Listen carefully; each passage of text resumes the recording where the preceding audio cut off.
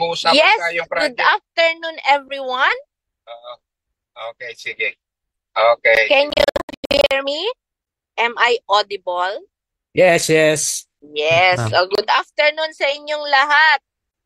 I miss Thursday Delight. Siguro ilang buwan na ako hindi naka-attend ng Thursday Delight. Siyempre, speaker ngayon yung kaibigan ko kaya andito ako ngayon kahit na kami ay bumibiyahe. See? Yan si Sir Jerry. Yan. Nagbabiyahe Hello, kami Sir going Perry. home. Oh, hello daw, Sir Perry. Yan. So again, good afternoon everyone. Thank you for always supporting Thursday Delight. And of course, I would like to introduce our speaker for today. Siyempre, kabiba natin siya, di ba? Viva Mapua! Congratulations sa 100 season ng NCAA basketball. After 33 years, we were able to get the championship. So, sino yung taga rito? Palakpak naman dyan. Okay? So, I would like to, of course, introduce our speaker for today's Thursday Delight. Kaviva nga, a good friend of mine, si Engineer Christopher Perry Bellaflor, PEE ACPE ISEM. Sa dami naman yan, madadagdagan pa yan. Okay? So, he is a certified ASEAN Energy Manager, ASEAN Chartered Professional Engineer, Professional Electrical Engineer. Kung interested kayo sa scuba diving, instructor din po siya. Mag-enroll kayo sa kanya. May discount, padaanin niyo sa akin para tayo lahat kikita, joke. A certified international emergency first response instructor din. And of course, Six Sigma Black Belt. Saan ka pa? Lay Minister.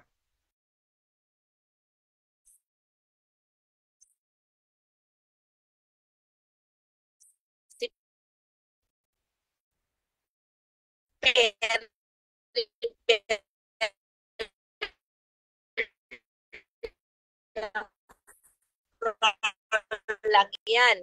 Hindi siya teacher. Hindi lo dyan. Saan ka pa? Very religiological studies sa Divine Word Seminary sa Tagaytay last year. Mukhang balak yata nitong magpari, joke. May isang anak siya. So wala na siya. Hindi siya pwedeng magpari. Okay? Dikon. Pag-dikon daw siya, sabi brother. Pwede yun. Brother lang. Project management, consultant, vocation, operation, and plan. Late vocation, di ko na pwede kasi may anak na at asawa, hindi na siya tatanggapin yan.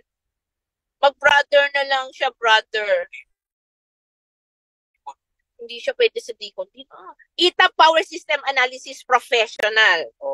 Lahat na yan, nasa kanya niya. Former president ng Texopil. Resource speaker siya palagi. And of course, he is the chairman of Energy Efficiency National. Wow, this year pala siya yung 2024 Outstanding Mapua EE Alumni Awardee. Saan ka pa? 3-time DOE Outstanding Energy Manager Awardee. Saan ka pa? ASEAN 2011 Best Energy Management Practice Awardee. ASEAN Best Special Project Awardee Heat Recovery Systems at DOE Secretary Awardee. Senior grade member siya, national chairman, of course, a former CLC president. At saka hindi pa nabanggit dito, wala kayatang nakalagay na doktor dito, Joe. Hindi na kailangan yun. Okay, guys, let's all welcome our speaker for today's webinar who will be giving us update on the Energy Efficiency and Conservation Act and of course, efficient lighting design. Let's all welcome again Engineer Perry Bellaflor. Yan. Good afternoon, everybody. Malinaw ba ako? Yan, nagdaday pa yan, nagpapalakpak pa.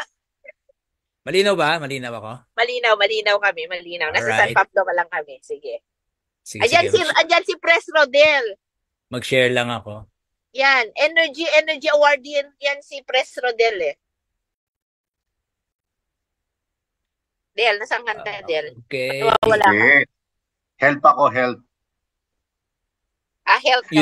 Unido na yan. You need UNIDO to ka. certified.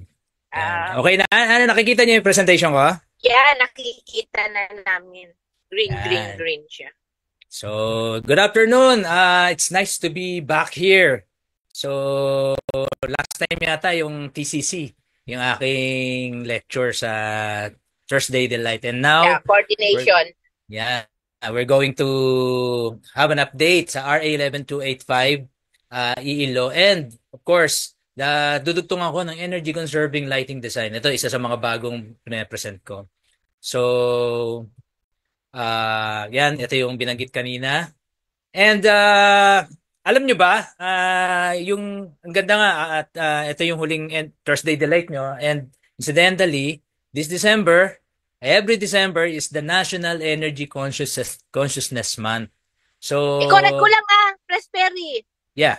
Baka kala nila last Thursday Delight na namin to. Hindi, for this year lang, ha? Oh, for this year. For this year. So, kaya ang ganda ng tapat. Ewan ko kung sinadya ni Castor nang kinausap ako. Pero this is according to the proclamation number 1427. Kaya tama-tama itong topic natin for this month, for the National Energy Consciousness Month. And anniversary rin, 41st anniversary ng Department of Energy. Okay? So, simulan natin yung RA 11285 or the EEC Law update. Sabi nga sa EEC Law, let's make energy efficiency and conservation our way of life. So, yan yung bagong tag. So, sa mga hindi pa nakakaalam, EEC Law is the Energy Efficiency Conservation Act of 2019, an act institutionalizing energy efficiency and conservation, enhancing the efficient use of energy, granting incentives to energy efficiency and conservation projects. So, ito yung konting trivia. It was filed since the 8th Congress, 1988. Ganong katagal nung final to. Pagkapasok ni President Corazon Aquino, so final na to, and napas lang to January 30, 2019 under Duterte. And signed into law April 12, 2019 and signed IRR November 22, 2019. At ang November 22 po ay birthday ko. Kaya po siguro ako nandito at nagpe-present sa inyo. Okay. So, marami na pong updates after the signing of the IRR. So maraming ni-release ng mga department circular. Ito mga naka-red, highlight ko lang, nag-release ng adoption ng regulation ng certification process for energy auditors. DC 2022-04-2013, adoption for energy audit conducted by firm, partnership, and sole proprietorship. 05-009, pati yung GEMP gumagalaw na, Government Energy Management Plan. Guidelines on strengthening the EEC professional adoption and adoption of training modules for capacity building and prescribing certification process for recognition of training institutions. And ito yung pinaka mainit actually. Nirelease pa to last December, DC 2023-12, 0036, 0037, 0038. Tatlong department circular yan, pero halos pare-parehas lang naman. Ang pagkakaiba lang, yung 36 para sa commercial sector, 37 para sa industrial sector, and 38 para sa transport sector. So, yan po yung mga bagong department circular na lumabas. Actually, last I think September merong nilabas na bagong circular regarding sa renewable sa government registration ng mga solar rooftop installers. So siguro later on I think para sa mga private entities sa mga designated establishment magkakaroon na rin ng registration yung mga solar rooftop installers. So sorry na lang sa mga nagdi-DIY. And, simulan natin. Ito yung dating batas. Chapter 2, Roles and Responsibilities of Agencies. Sabi dito, may role ang LGU to establish the local EEC officer or the LECO, the local EEC action plan or the LEECP, Designate National EEC Coordinating Officer na NEEC-CO and assist DOE in monitoring compliance. So, monitoring compliance, ito yung sa building permitting. Pero, update, nilabas nila ang DC 2023-05009. Ito yung GEMP guidelines or the Government Energy Management Plan. So, lilinawin ko lang na pag kayo ay nasa gobyerno, hindi po kayo covered ng designated establishment. Type 1, Type 2, Type 3 na bago. So, kayo po ay under ng GEMP. Kung ano po ang mandate ng GEMP, doon po kayo susunod. So, basically, ang registration, certification ng energy practitioners and energy auditors is iba sa certification ng designated establishment sa private sector. So, well, ito yung bagong guidelines. Meron na sila nilabas na bago, EEC officer,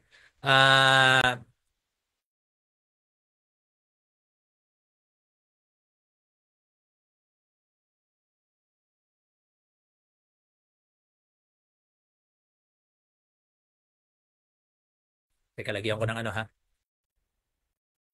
EEC plan at LGU level. Unstable. Another position na sinabi dito sa Department Circular is EEC focal person. This is the designated by head of the GE or the department level. So head ng GE is the secretary for bureaus, services, offices, regional and field offices to assist EEC officer. So parang lumalabas, hindi katulad ng designated establishment, merong isang certified energy manager lang. Dito, meron pang mga focal person para i-assist yung mga EEC officers. And meron pang EEC coordinator. Assist both EECO and focal person designated by the head of the agency. So, anong ibig sabihin nito? So, nagladagdag bagong pwesto. So kaya nga ang ganda rin ng batas na to, it not only promote energy efficiency and conservation, pero nagbibigay din ng bagong trabaho. So yun yung maganda. And tayo na nasa IIE, tayo yung pinakamasipag actually na mag-promote nito. Kaya nga nabibigyan natin. Actually, ang dami ng mga electrical practitioner na naging energy practitioner na nag-connect sa akin at nagpapasalamat dahil nag-volunteer sila talaga. In-applyan nila yung mga pwestong to kasi basically naiuuna ang mga ang IIE members sa mga ganitong information. And included sa provision ng bagong department circular is to register sa DOE GEMP online system. So ito yung kaibahan. So may ibang online system ang GEMP sa designated establishment. And DOE Energy Utilization Management Board will provide the list of the RTIs and EEC professionals. So, pati RTI, yung Registered Training Institution, yung nagtuturo, yung nagte-training ng energy practitioner, iba rin yung certification na ibibigay sa kanila. So, itong huli, nakita ko ang Meralco Power Academy, Empower Academy, nag-o-offer na sila ng Certified Energy Manager for government at saka Certified Energy Auditors for government na training. Okay? So, another department circular is the -12-0034. So, this is the guidelines on authorization of energy auditors under the GEMP. So, hiwalay pa rin.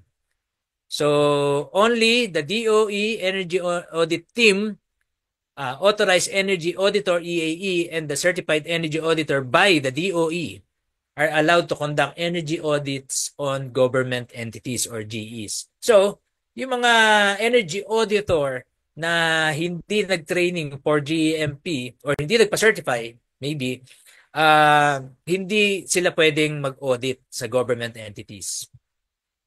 And sabi nga, kanina, nabanggit natin, may AEA or the Authorized Energy Auditor.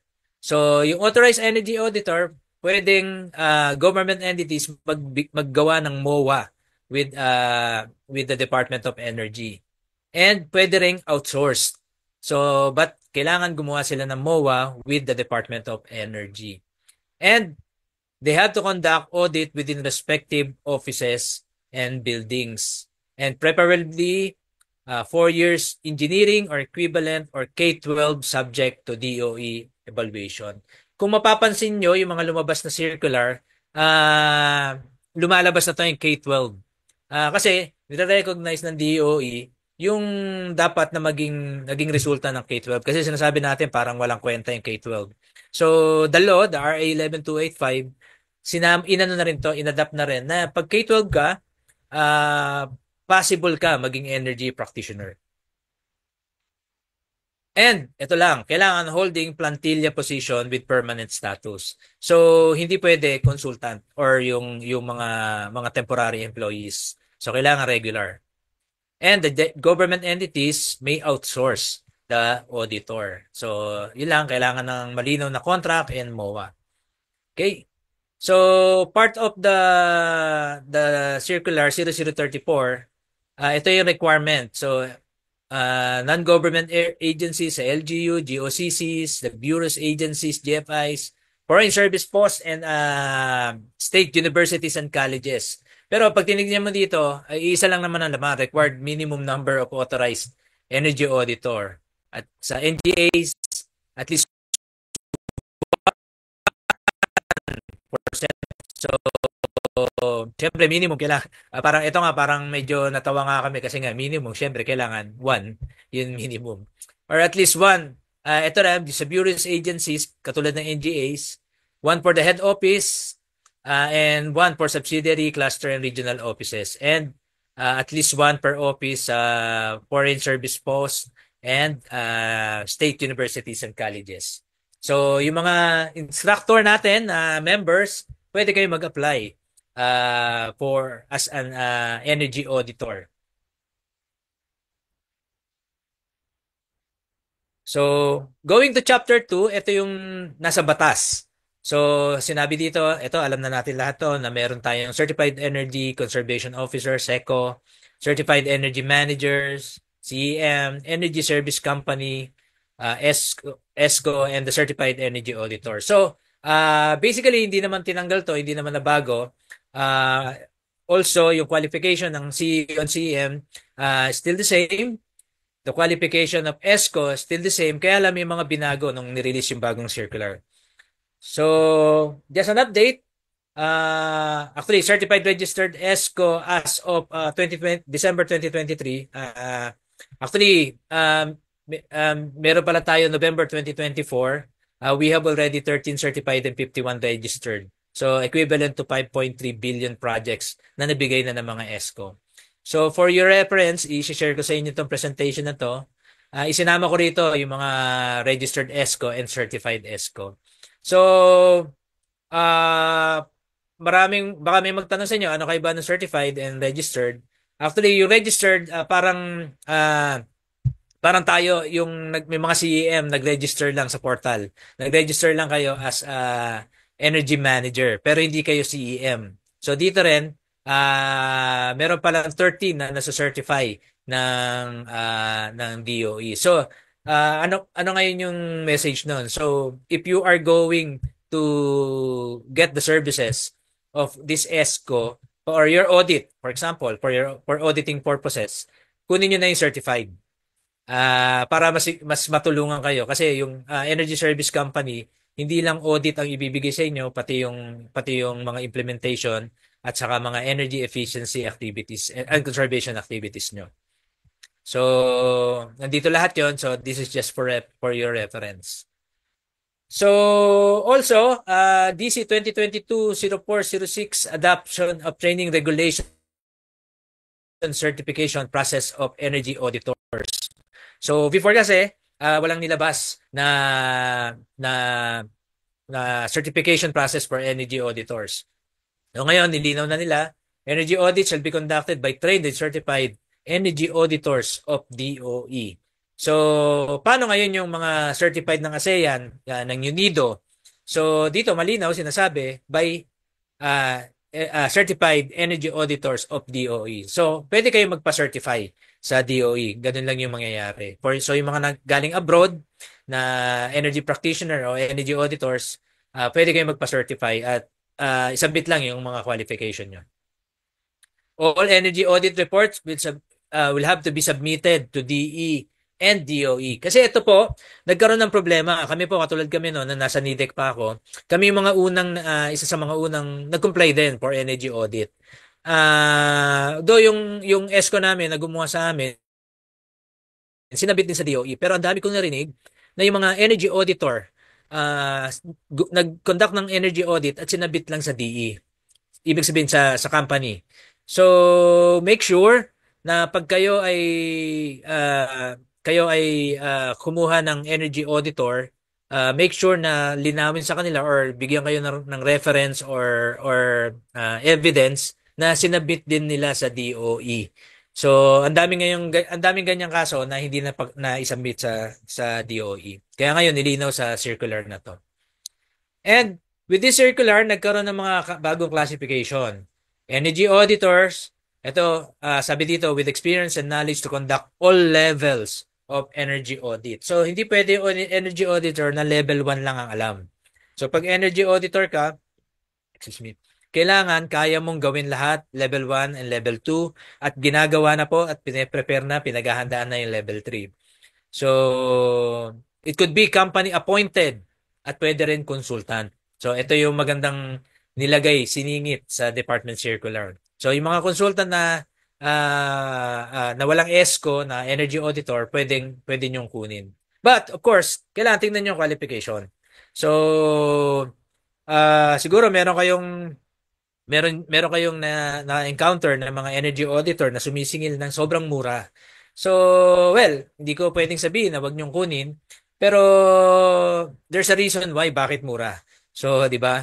Kaya nga po sinesale, 'di ba? Pag pumunta kayo sa SNR, kaya nagse-sale kasi malapit na ma-expire, 'di ba? 'Yun po yung purpose. Kaya po, hindi porke mura makukuha nyo yung quality ng audit na hinahanap nyo. Okay? And meron din, bukod sa energy auditor, merong recognized energy auditor. Itong energy auditor certified by duly recognized local international certifying body. Ito yung sinasabi ko kanina. Ayan, si Pres Rodel, certified na UNIDO. Ako, certified ako ng AMAS. So, recognized lang ang tawag sa amin. Pero hindi certified. Meron ding energy audit team. Ito, yung DOE, from the DOE Energy Utilization Management Board. Sila yung nagbi-visit sa inyo, sila yung mag-i-inspection sa inyo, sila yung titingin kung ginagawa nyo yung provisions ng RA 11285. So, ito yung mga bagong provision dito sa Department Circular 2022-04-0006 regarding energy auditors. And nag-release din ng DC 2022-04-0013 Adoption of Certification Guidelines for Energy Audit conducted by firm, partnership, corporation, and sole proprietorship, or FPCS. Bakit nilabas to? Kasi before, ang pwede lang ESCO. So ngayon, binigyan na ng pagkakataon. For example, if you are a contractor and you are qualified naman na gawin yung provision bilang provisions pa sa pag-energy audit, pwede kayong maging certified. So, yung mismong company nyo. So, you can conduct, this FPCS conducts energy audit to optimize energy performance of DEs and must submit list of manpower dedicated to energy audit. Mihina ba ako? Hindi naman. Okay? So, ito naka-highlight dyan, dedicated. So, hindi ito pwede. Kailangan, pag nag-submit ng manpower, ang FPCS, kailangan talagang ito yung pwesto niya. You hired the energy practitioner for that particular position. List of energy audit equipment. So, kailangan mapapakita nyo sa DOE na kumpleto kayo sa gamit. So, hindi lang level 1 ang kaya nyong gawin. Meron kayong power monitoring, meron kayong flow rate monitoring, meron kayong leak detectors, and other monitoring system na gagamitin sa energy audit. And the certification will be valid for 3 years. And pag nagpara-certify, we will be submitting energy audits undertaken. So, ganyan din yung hinihingi ngayon sa mga energy auditors pag nagre-renew na certification. So, kailangan magpakita ka na nag-audit ka. Kasi ang daming nagpa-certify, actually, ang daming talaga certified energy auditors ngayon, at wala naman silang na-certify. Wala naman sila na-audit, rather. So, kaya ngayon, tinitignan na to ng Department of Energy with this circular 0013.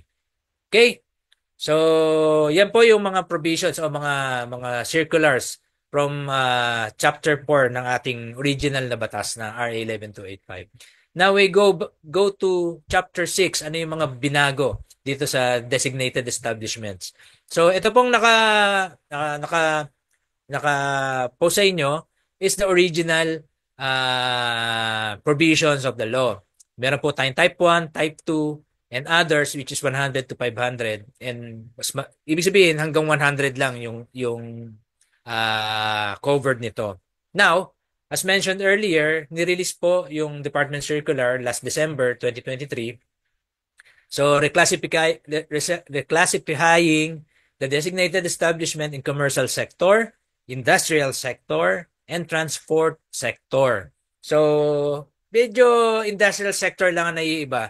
Pero halos pare-pareho rin yung laman ng circular pag tinignan nyo sa ano. By the way, lahat ng DC Department Circular na ito, pwede nyo pong mabuksan sa DOE website. So, type nyo lang po yung DOE website, then i-google nyo lang po. Then pagpasok nyo po doon, makikita nyo yung mga issuance. Hanapin nyo yung mga issuance and laws and issuance. So, Department Circular. Punta kayo sa Department Circular. Makikuha nyo po lahat ito. Okay? So, tingnan po natin kung ano yung mga bago dito sa Chapter 6. Classifications of DEs, commercial, industrial, and transport. Before, kung natatandaan nyo, commercial and industrial lang. So, ngayon talagang sinama na nila yung transport. So, sa bagong circular, may bagong definition. Single Address DEs or the SADE. Pag single address ka, you are located in a single address. So, it should be identifiable on their legal documents, business permit, contracts, bills. Ito naman yung original na ina-assume na isang company, isa lang ang may-ari. However, dahil nga ang dami nagtatanong pag simula pa nung nilabas yung RA 11285, paano pag marami kaming branches? Paano kung marami kaming sites? So, naglabas na ng Consolidated DE or the CDE. Handled, managed, overseen by a main or head company, yung pinaka-corporate nyo, or a corporation firm under enterprise partnership. So, kung mga partnership din, pwede rin yun. Pwede rin kayong ma-under sa Consolidated DE. Ibig sabihin nito, pwedeng isang energy practitioner lang para mag-handle mag-oversee at mag-handle ng buong branches nyo. Ang tanong, may papayag ba? 'Di ba? So, for example, SM, 'di ba? Hindi tingin ko every store nila or every SM store nila ay merong energy manager. So, hindi yata kakayanin nila na iisa lang para sa lahat. Sabi dito, if no fixed location or address and leasing or renting certain units, floor spaces in the building property facility, the building property facility management is responsible for reporting. So, unless under contract that lessee responsibility. So, ito, may isang way para malinaw rin to sa mga, lalo na sa mga nagre-renta, 'di ba, sa mga umuupa. So dito, antimano sa contract nyo, ilagay nyo na sino ang responsible. So but pag hindi nyo nilagay na ang lessee ang responsible, so automatic 'yan. Yung management ang responsible sa reporting. So ito ano 'yan sa mga building na may mga tenants.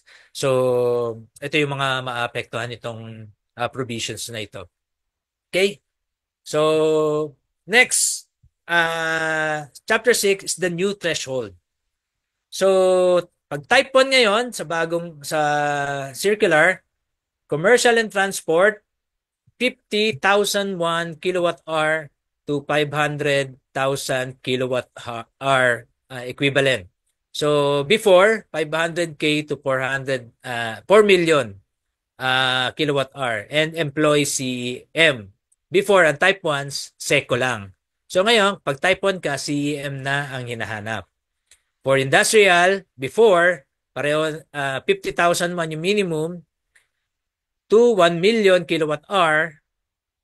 Sorry. Ngayon, 50,001 kilowatt hour to 1 million kilowatt hour before 500k to 4 million kilowatt hour and employ CEM.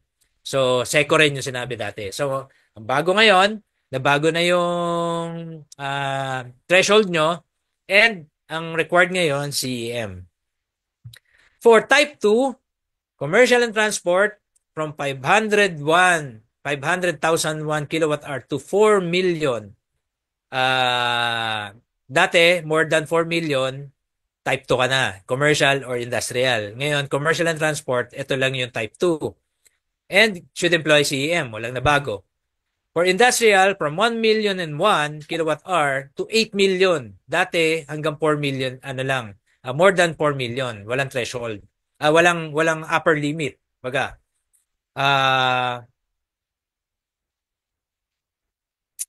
teka lang Okay.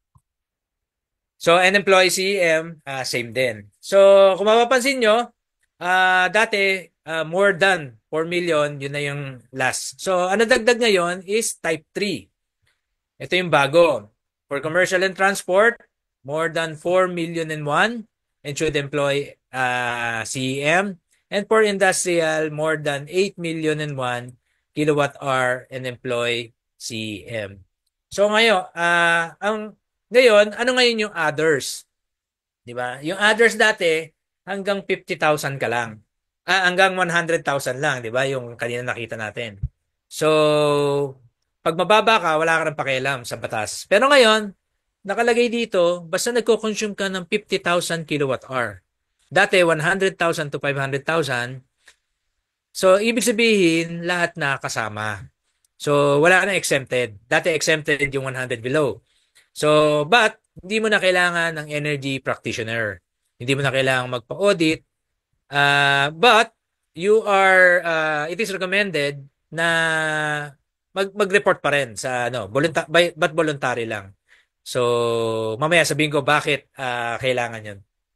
And sa industrial, the same, 50,000 kilowatt hour, hindi na kailangan ng energy efficiency practitioners. Okay? Ngayon, ito ngayon yung bagong sinabi ng circular. Pwede na tayong mag-downgrade and upgrade ng typology. For example, dating ang type 2, di ba? Ngayon, naging type 1 ka na lang. So, pwede kang mag-downgrade. Okay? But, if downgrading, a higher obligation pa rin ang mag-a-apply. So, meaning, kung type 2 ka dati na nirequire ka ng level 2 audit, pag nag-type 1 ka na level 1 audit lang ang nire-require, obligado ka ng pagpatuloy yung level 2. Or kung hindi ka pa nagko-comply, level 2 na rin ang gagawin mo. So, kasi nag-downgrade ka. So, if magda-downgrade ka sa others na hindi mo na kailangan mag-submit na report, ito yung sinasabi ko kanina, it is encouraged to continue reporting. So, bakit? Bakit kailangan natin gawin to pag nag-downgrade ka? Either from type 1 naging others o type 2 naging type 1. Kasi po, this only means na gumagalaw yung typology mo. So, it could happen na yung typology mo tumaas ulit. So, kayo ang problema pag hindi kayo nag-comply. Di ba? Pag naging, for example, type 1 ka to type 2. So, first time mo na nag-comply, type 1, hindi mo ginawa yung type 2, dati kang type 2. Ngayon, pag bumalik ka sa type 2, lalabas sa record na type 2 na hindi ka pa nagko-comply. Kasi nga, hindi mo ginawa yung obligation na dati dapat para sa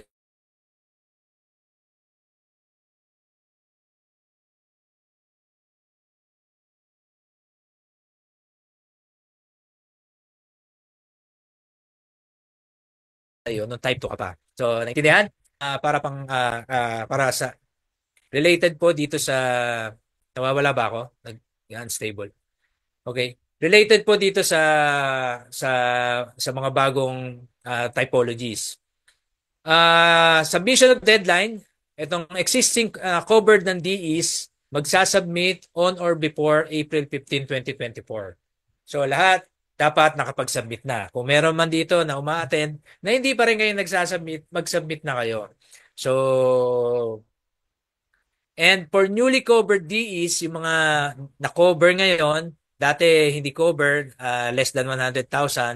So, binigyan ng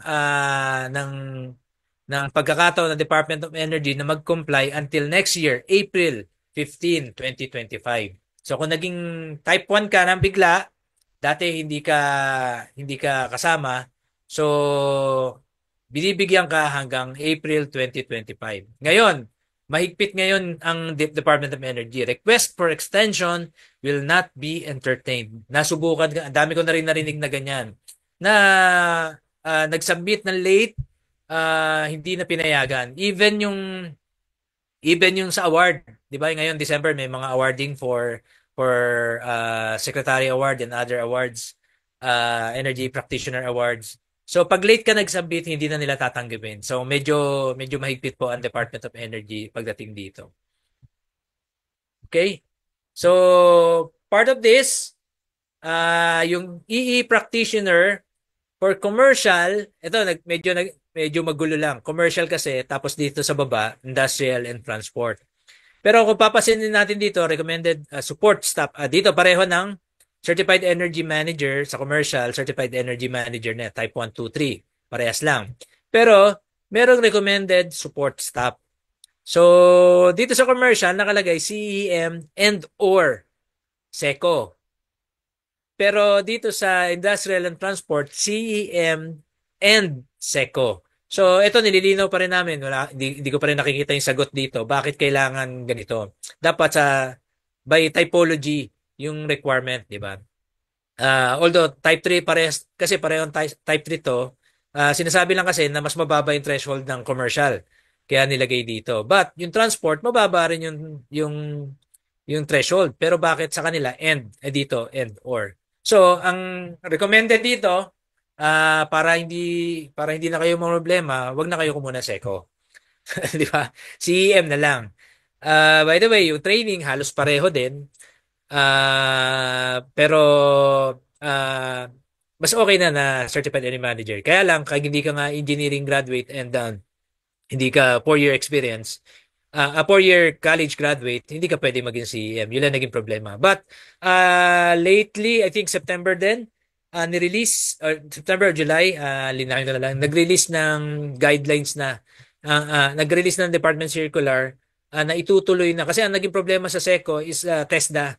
So ngayon, may bagong guidelines na hindi ko pala nababasa ng malinaw. Pero parang dire-revive nila yung certification ng Energy Conservation Officer.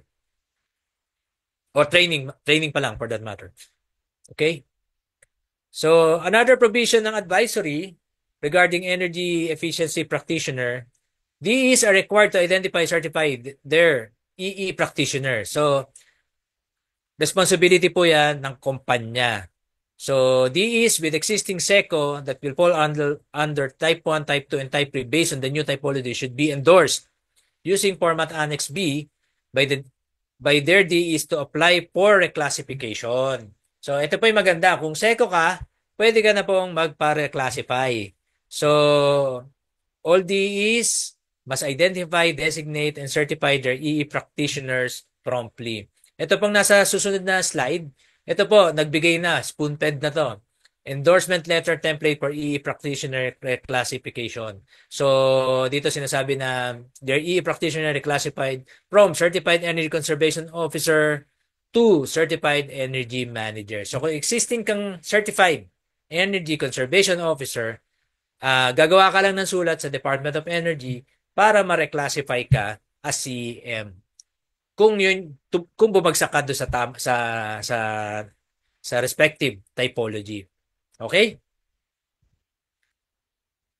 Now, energy audit, chapter 6, still in chapter 6. So, ito yung tingnan natin. So, actually, for level 3 and level 2, ito yung conditions compliant with the submission. Ito yung mga nag-comply na dati. And with level 1 energy audit report. So, yung mga nag-comply na dati pa at nagpa-level 1 audit na, kung kayo ay bumagsak sa level type 3 or type 2, level 1 energy audit on the next submission. So, makakatipid kayo ngayon. Ano to parang reward to doon sa mga nag-comply. So, kaya kung nag-comply ka before, gumawa ka ng level 1, ngayon, sa next compliance mo, pwedeng level 1. Kaya lang, hindi namin nire-recommend. Kasi nga, nag-level 1 ka na.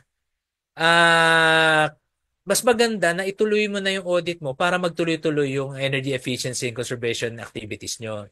But, nagiging lenient pa yung batas because of this DC, pwede yung level 1 pa rin. Ngayon, kung nag-type 1 ka, level 1 lang ang required sa'yo. Next condition, compliant with the submission of AECR and with level 2 energy audit. Ito ngayon, level 2 na rin ang gagawin mo on the next submission.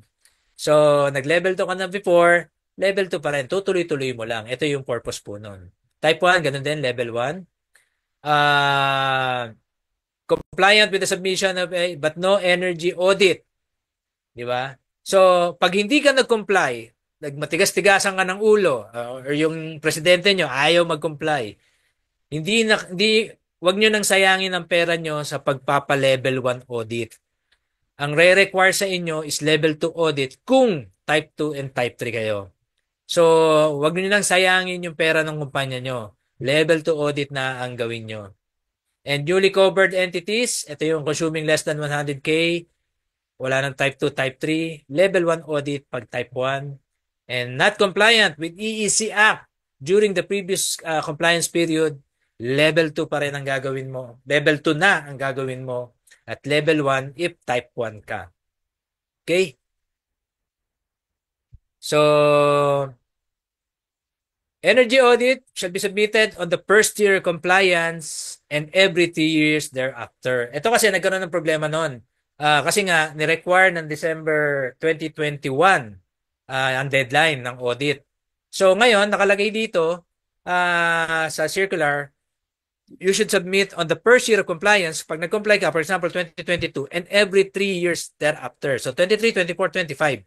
So 25 yung susunod mo. Hindi na yung deadline before na 21, 22, 23, 24. Supposed to be 2024, magsasubmit ka na.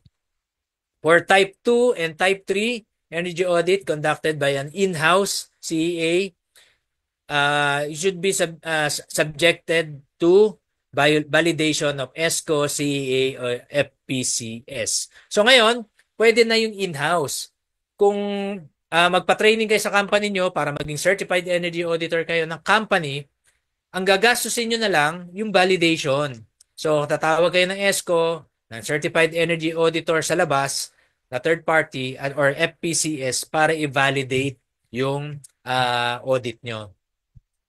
For type 1, it may be, ito na, kung ano lang nakalagay sa circular, nilalagay ko, may be in-house energy auditor.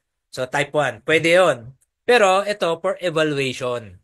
So i-evaluate lang to pag sinabit nyo sa Department of Energy. So magkaiba po yan for validation and for evaluation. And cross-audit among DEs are allowed. So for example, CEA ako ng company A. Tapos si Pres Rodel, CEA ng company B. Pwede ako mag-audit sa kanya, pwede siya mag-audit sa amin. So parang wala nang gastos, quits lang. Pero ganoon din, magba-validate pa rin ang ESCO, CEA at FPCS. Energy audit report compliant for the next 3 years from the date of submission. Ito inulit ulit. So malinaw 'yon na from the date of submission, after 3 years thereafter, yun yung validity ng audit report nyo. Pag nagkaroon ng change of typology, it depends on the highest typology requirement. So kung type 3 ka, type 3, type 2 ka, level 2 ka na ginawa mo, pag naging type 1 ka, level 2 pa rin. Katulad ng pinakita ko sa inyo kanina sa table. Yan. So inulit dito sa circular yung fines and penalties. Actually sa advisory pala. So 100,000 for the first offense, 500,000 for the second offense. And 1 million third offense. Saan? Yung mga violation. Failure to submit. Pag hindi pa rin kayo nagsasubmit sa DOE, pwede na kayo mabigyan ng order. Ngayon, pag nagtatanong sa akin, ang sinasagot ko palagi, pwede naman kayo hindi mag-comply. Pero once na na-raffle kayo, nabunot kayo para i-visit ng DOE at nakitang wala kayong sinasubmit, hindi pa kayo nagre-register, wala kayong pakialam sa RA 11285, automatic po yun na meron kayong first offense. So kaya nga po sabi ko, at least mag-register ka na kagad, i-register nyo na yung DE nyo, at least makita na ginagawa nyo ng paraan na mag-comply sa batas. Pag nag-forge kayo, alter, counterfeit, or falsely make any submission for the purpose of compliance, violation po yon. Failure to comply with the obligation under the Section 66 of the EEC IRR. Ito, sa DEs, pag ayaw niya mag-appoint, ayaw niya magpa-training ng CEM, violation yon. Failure to appoint the proper EE practitioner, ito, katulad din yon, sinabi ko sa inyo. Failure to submit to monitoring, verification, enforcement, and post-evaluation. So pag pumunta, ang DOE pupunta sa inyo unannounced. So, pwedeng announce, pwedeng unannounce, sabi nila. But, pag pumunta sa inyo, hindi pinapasok ng gwardiya nyo, hindi man lang sinabi sa HR nyo na kailangan pumasok, at sinabing walang gate pass, walang trip ticket, entry ticket, 'di ba? Yung mga ganung mga company. So, sasabihin lang ng DOE, okay, ayaw nyo kaming papasukin, ito yung sulat na mag-inspection kami, pabigay na lang sa presidente. Automatic 'yon, first offense 'yon. Kaya, sasabihan nyo yung mga gwardiya nyo, sasabihan nyo yung kung sino man yung in charge sa security nyo, na i-entertain nyo. Kahit hindi kayo nagko-comply, i-entertain nyo. Kasi iba-ibang violation yan. Baka magkapatong-patong pa yung violation nyo. Okay? So, advisory, again, still on advisory CY 2023, obligations on designated establishment. Deadline of submission, newly covered DEs, April 25, April 15, 2025. These are already in contracting space. Diba? Kung nakita or ongoing engagement nyo sa ESCO, CEA, or FPCS for compliance, binibigyan ng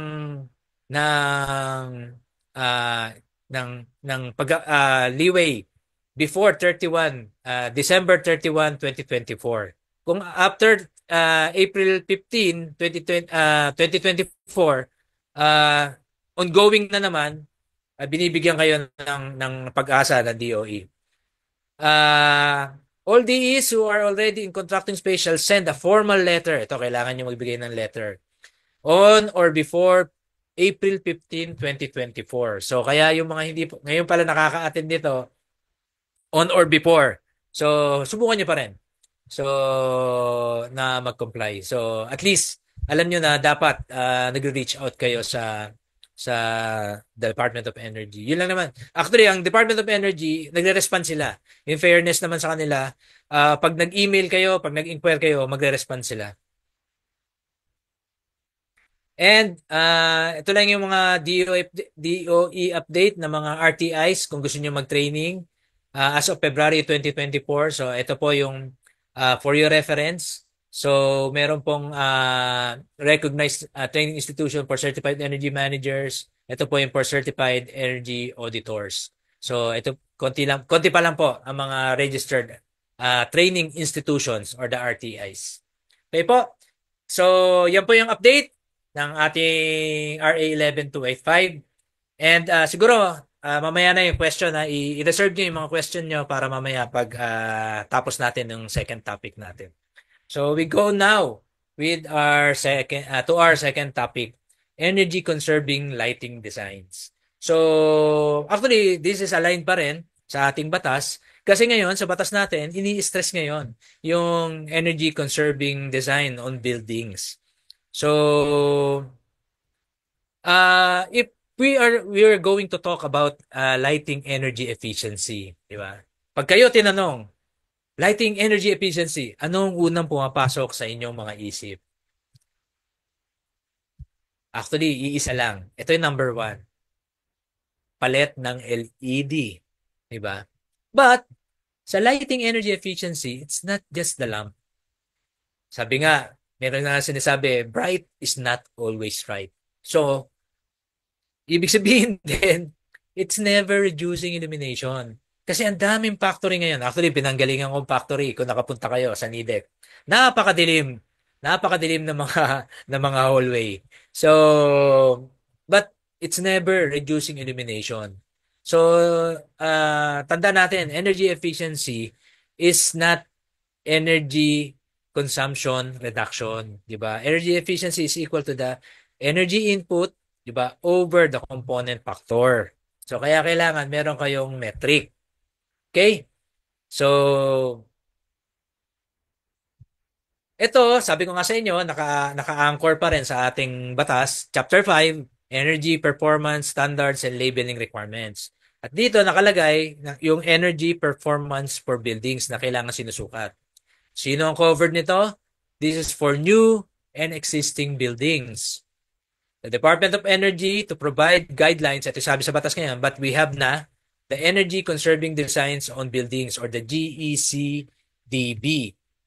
And the LGUs shall implement the compliance to GECDB in accordance with building permit issuances. So, inaayos na po to. So, later on, pag nagsubmit na kayo ng mga plano for building permit, yung nakalagay sa guidelines natin, hahanapin na po. Supposed to be, ang susundin yung Green Building Code. However, yung Green Building Code until now is inano pa rin, nire-revise pa rin. Supposed to be 2019, i-revise yun. But because of the signing into law ng R 11285, hinold yun. At inuna muna ng Department of Energy yung guidelines, saka para maging reference ng Department of Public Works and Highways para sa Green Building Code. So, ito po yung ito po yung lumang guidelines at ito na po yung bago 2020 edition. So you can download this one in PDF form sa Department of Energy website. And yung sinabi ko nga po kanina, yung Green Building Code in process na. Last month, umattend ako ng World Green Building Council at nag-talk din doon yung Department of Public Works and Highways. So ginagawa na nila to, kaya lang hindi nila masabi kung kailan nila may i-release yung Green Building Code. So, kasi po, yung ni-release ng Department of Energy is guidelines lang. So, guide lang to. Pero po, yung re-release ng Department of Public Works and Highway, code po to, parang PEC. So, pag code, nakakabit to sa batas. Kailangan yung gawin. Okay? So, ano ba yung sinasabi ng guidelines regarding energy efficient lighting design? Ito, ano yung mga considerations? Sabi sa guidelines, you should consider natural lighting. You should consider task lighting, fixture and luminaire selection. Dito lang yung bumabagsak yung LED. Lighting power density, lighting controls. So ito po yung 5 considerations pag gusto niyo mag-improve yung energy efficiency niyo through lighting designs. Okay? Yan. So, isa-isay natin. Natural lighting.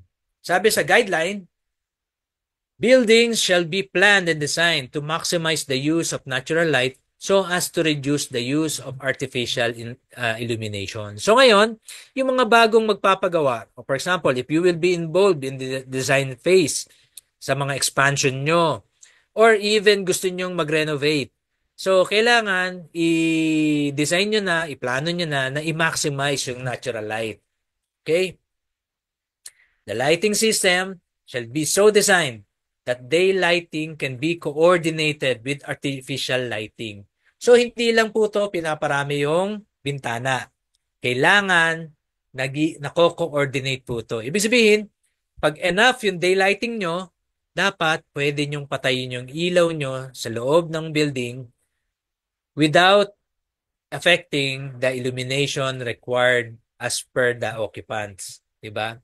So, taking into consideration also the problems of glare, brightness, imbalance, and heat buildup in building exterior. So, sa design, kailangan din i-consider natin yung air conditioning nyo, yung glare coming from your windows. Baka naman maging uncomfortable yung occupants.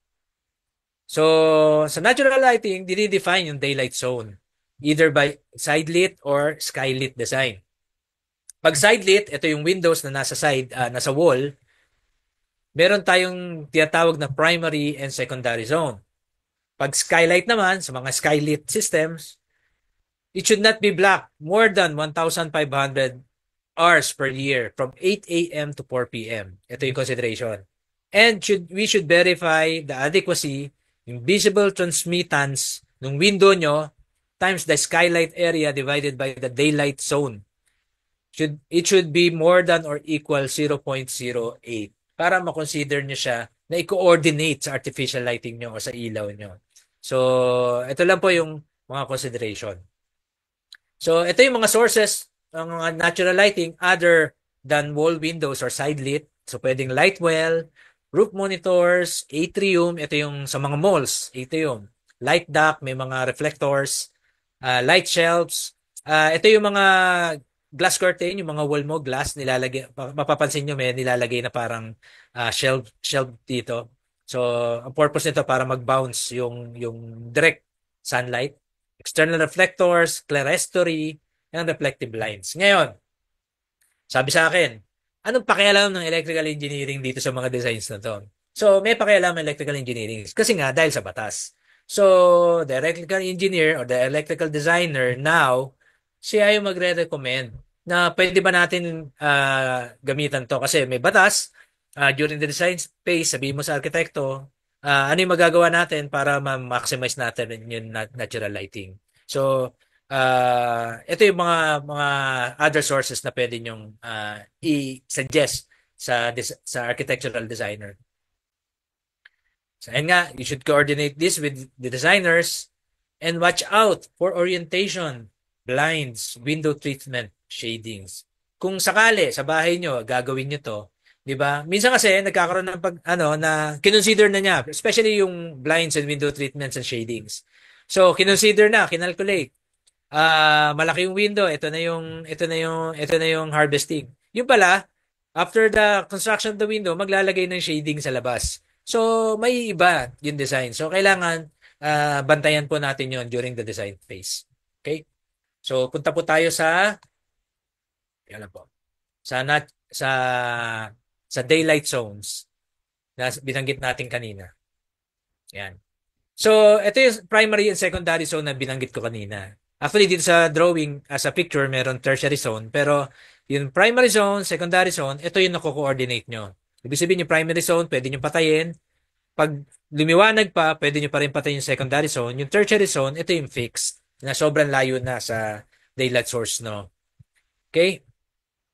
So, sa side lit, daylight zone, so ito yung common sinishare ko sa inyo kung ano yung pinaka-common na nakita ko. Kasi merong ibang provisions or ibang definition. So, for primary zone, so kung ano yung window head height mo nyo, yung primary zone nyo is equal do sa height ng window head height nyo. So, yun yung magiging primary zone nyo. And yung secondary zone nyo is twice the window head height. So, ganun po yung pagde-define. Ngayon, sa depende sa, for example, pumunta kayo na ibang bansa, sa ibang state. So, tignan nyo po yung code nila. For example, California, I think 1.5. Hindi, sa Edge Expert, sa Green Building Edge Expert, sa Edge, rather, ang ginagamit nila is 1.5 window head height. So, merong state na, I forgot lang kung California or other states sa US, 1.5 din ginagamit. Pero pinaka-common, equals the window head height. So, ito ngayon nasa kanan, yung top view. So, yung dito sa side ng window nyo, you will be considering 0.5 of the window head height na kasama pa rin sa zone. So, yung dalawang gilid ng window nyo, is kasama pa rin sa zone.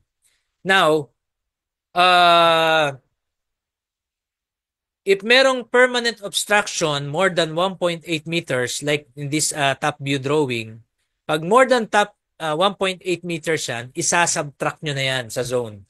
So kaya itong zone na to na nasa left na window, so isasubtract nyo yung portion na yun. Kaya lang napasama siya kasi may window sa ibabaw. And note yung placement ng fixture. So una tong dinidefine. Para yung fixture and grouping nyo magkakasama sa sirkito na nasa zone, primary zone, yung sirkito nyo sa switching circuit nyo magkakasama sa secondary zone. So kasi ngayon, di ba, ang standard na ginagawa ng mga electrical designer or lighting designer is naka-square. Naka-square per circuit, di ba? Naka-block. So pag gusto mong i-apply or i-maximize or i-utilize yung daylight mo, so kailangan naka-parallel ka sa windows or sa source ng daylight. So dito nyo na i-design yung lighting nyo. Now, for skylight, bibigyan ko yung dalawang example lang. Ito yung mga skylight, pwedeng maliit lang, katulad nito, pwedeng katulad nun sa mga malls. For skylight, ito, yung ceiling, yung zone nyo from here to here is 0.7 times the ceiling height. Yun yung nako-consider mo ngayon. Kung ano yung ceiling height? Kasi yung tatamaan ng kanto, di ba? From the skylight. Kaya ceiling height lang yung kino-consider. 0.7 times ceiling height. Ito yung haba ng zone nyo from the skylight. So, pag tinignan mo sa top view, all around the skylight, 0.7 times the ceiling height. Ngayon, pag may obstruction, more than 0.7 meter, 0.7 of the ceiling height. So, yun yung titignan natin ngayon, ceiling height. So, isasubtract mo na yon. So, kunwari ito, more than 0.7, isasubtract nyo to. However, di ba, if yung distance nito is less than 0.7 times the difference of ceiling height and the obstruction height, ito po, pag times nyo ng 0.7 yan, pag sobrang lapit na niya rito sa gilid na to, pwede niyo na siyang i-ignore. Okay? And unlike the side lit, daylight levels are considered uniform sa paligid ng skylight nyo. So, pwede nyo gawing isang circuit lang na ikokontrolin nyo yung lighting dito sa area na to. Okay? Ngayon, pag group monitors naman, kanina skylight na directly above, group monitors nasa side, doon ka kumukuha sa side ka lang kumukuha ng daylight mo. So, group monitors mo, mag-i-start lang siya doon sa edge or doon sa window edge, sa ceiling, sa termination ng ceiling at ng window. At yung zone mo is equal to the height na from the bottom of your window. So, ng roof monitor mo. So, yun yung magiging zone mo. But, unlike the skylight, 0.25 of the ceiling height lang sa gilid ang i-consider nyo para mapasama sa zone. And if you have a permanent obstruction of more than 0.7 of the ceiling height, same as skylight, so pwede nyo siyang ibawas. For example, ito yung obstruction. Na permanent obstruction, more than 0.7, so ibabawas nyo siya sa zone. Kaya yung ilaw na natapat dito, dapat hindi siya nako-control pag switch off nyo yung mga ilaw rito. Okay? So that's consideration on daylighting or natural lighting. Ngayon, next consideration na sinasabi sa guideline is the task lighting. So, sa ating mga designers, o sa inyo, yung mga nagde-design dyan, or yung mga may idea sa pagde-design, ang pagde-design po dapat ay by task and not by room occupant. Kasi ito po yung tinuro sa atin sa college. Diba? Isang kwarto, i-design mo yung illumination. Pero, diba, pag sinabing office, 300 to 500 lux, diba? De-design mo na siya as is. Pero dapat, kung ano yung task, yun yung sinasabi rito na dapat natin i-consider. Isa-separate natin yung ambient, yung dinesign natin sa kwarto, at yung task lighting. Para maintindihan natin, ito yung room. So nag-design si engineer, si illumination engineer. And pag-design niya, lumabas, 6 na lighting fixture yung kailangan niya for this particular office. But if you will be consider task lighting, maglalagay ka ng task light sa kung ano lang yung task na kailangan nyo. So kung ang kailangan nyo sa task nyo is 500 lux, hindi nyo kailangan ng 500 lux all throughout the room. For example, dito sa mga cabinets, hindi mo naman kailangan ng 500 lux dyan. So, kailangan mo lang ng 500 lux dun sa working area nyo.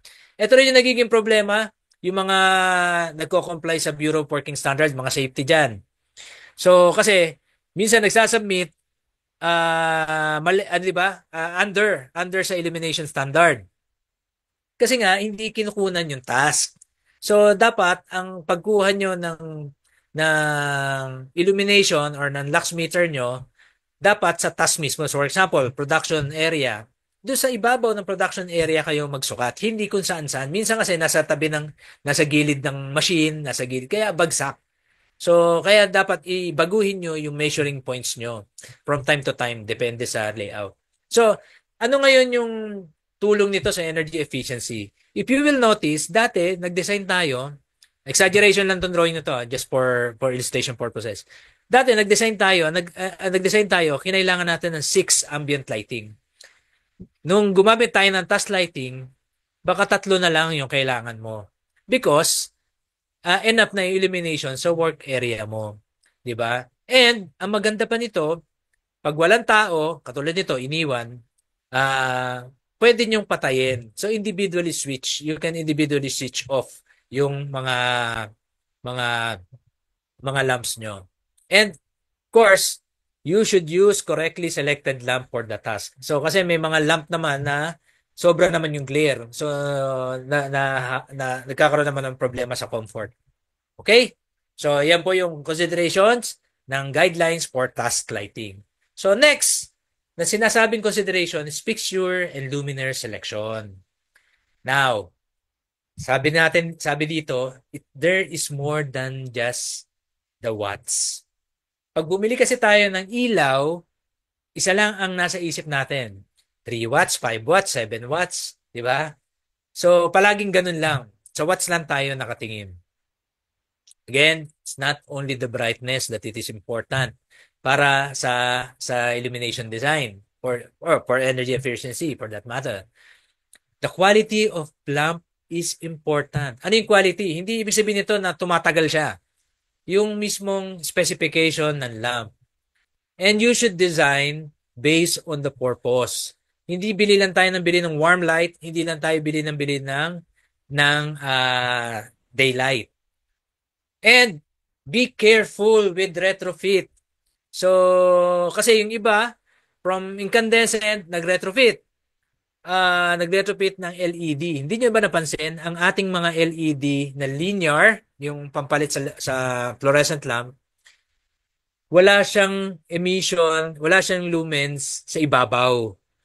So, kung pinalitan nyo yung fluorescent lamp nyo na nakalagay sa prismatic diffuser, sa reflector, sa fixture na may reflector, mawawala ng simple yung reflector nyo. Kaya ang daming nagre-reklamo, nagpalit ng LED from 36 watts, 40 watts, nagpalit ng 18 watts. Sabi nila, bumagsak daw yung illumination. Kasi nga, hindi siya akma.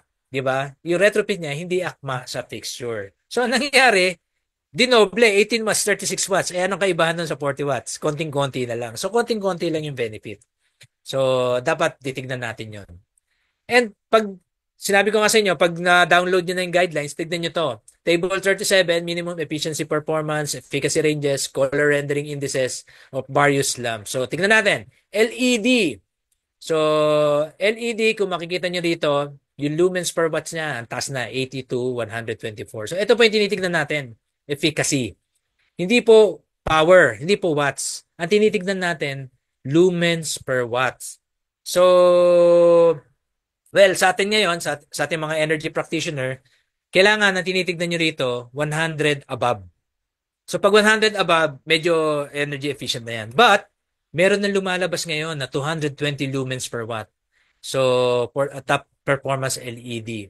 So, kaya yung pag 50 to 99, yun yung low performance LED. Ito rin yung nagiging problema nung nagre-retrofit. Kasi nga, nakatingin lang sa watts, for example, high bay. Yan, nangyayari palagi yan sa high bay. Saka sa mga low bay. Nag-retrofit ng LED. Hindi tinignan kung ilan lumens. So, dapat, magre-retrofit kayo kung ano lumens nung papalitan nyo, yun din yung kukunin nyo. Hindi kayo basta-basta magde-decide. Dating 400 watts, gagawin kong 80 watts. Yun yung usual, di ba? Pero yung lumens naman niya, ang baba-baba. So, mako-cope up nyo yun pag tinignan nyo yung efficacy. Ang problema ngayon, hindi lahat ng ilaw, pag binili nyo, mababasa nyo sa kahon yung lumens niya.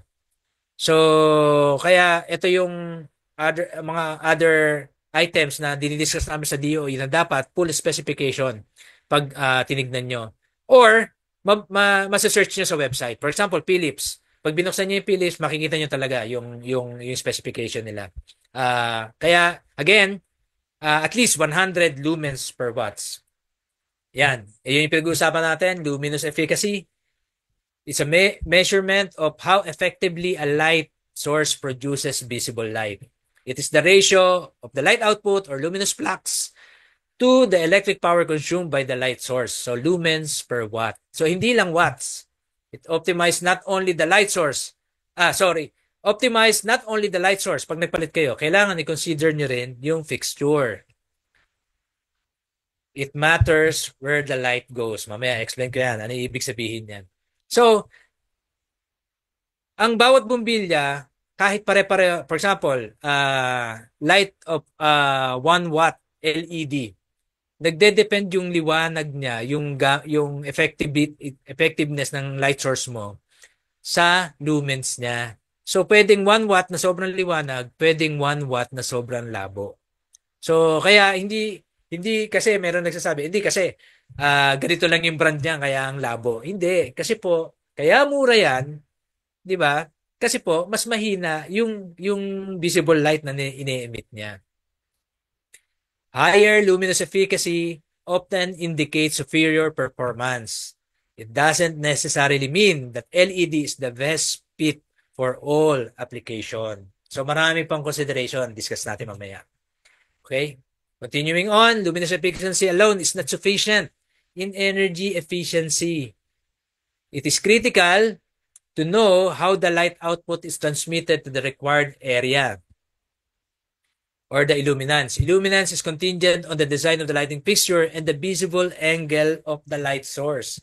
So, may visible angle po rin na tinitignan. Kaya po, for example, sa inspection, sa mga showroom, yung angle po ng source at ng titingin, dapat kino-consider nyo.